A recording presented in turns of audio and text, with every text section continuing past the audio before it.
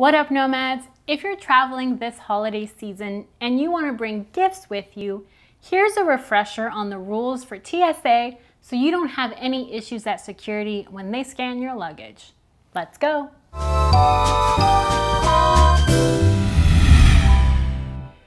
If you're a frequent flyer, you know how to get through security quickly.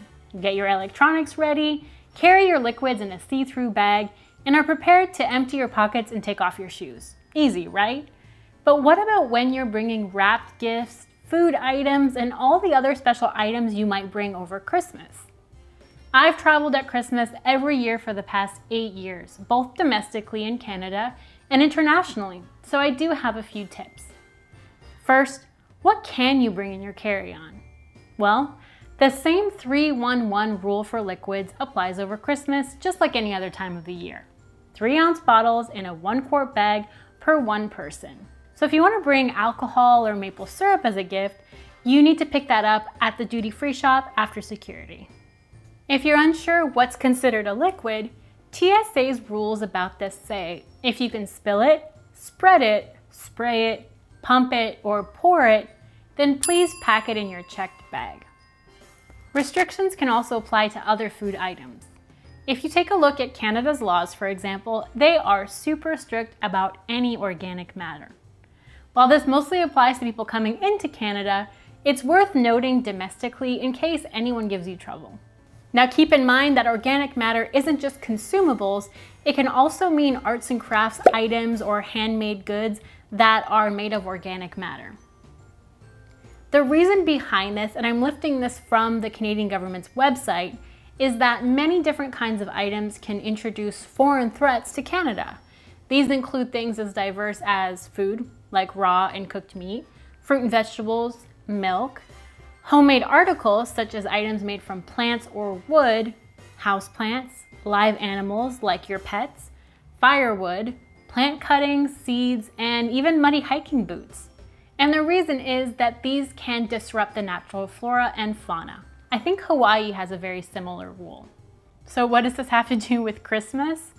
Well, powdered sugar, spices, and salts fall into this category. So organic powders like cooking salts and spices and even sand have limits, as do inorganic powders like bath salts. The limit for powders is 350 milliliters. Best to transport those in a checked bag altogether. Sometimes powders aren't super obvious and can be found in things like potpourri mixes, hand warmers, and aromatherapy products, for example. So that's it for powders, but there are other types of gifts and things you might bring over Christmas. Keep in mind that some of your gifts could be considered dangerous when going through a scanner at the airport. A cooking utensil might be a little too close to a knife, or a sharp fork might not be allowed in your carry-on. Likewise, a toy gun might really hold you up at security. Just to be safe, you can pack these in your checked bag or have them delivered to your final destination if you're shopping online.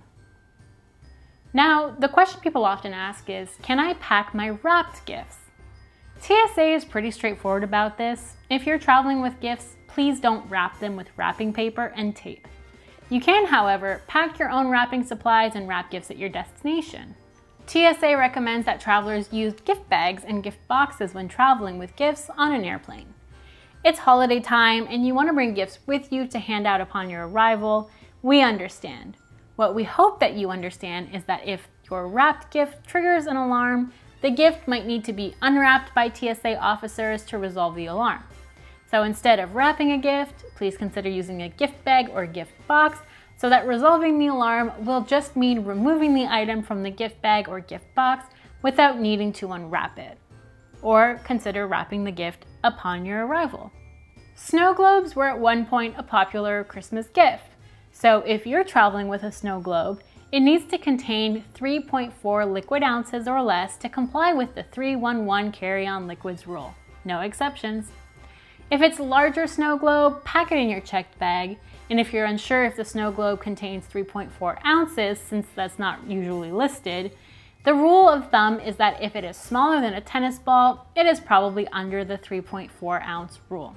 Gift giving is always a wonderful holiday tradition, so hopefully your travels don't mess that up. With a little foresight and planning and reading the rules, you should be able to avoid any delays at TSA and airport security.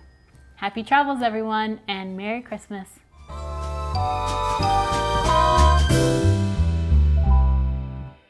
Thanks for watching this video until the end. For more content like this, make sure you subscribe to the Capsule Suitcase and turn on notifications so you get all the fresh content as soon as it comes out. Thanks for supporting this channel. Happy travels!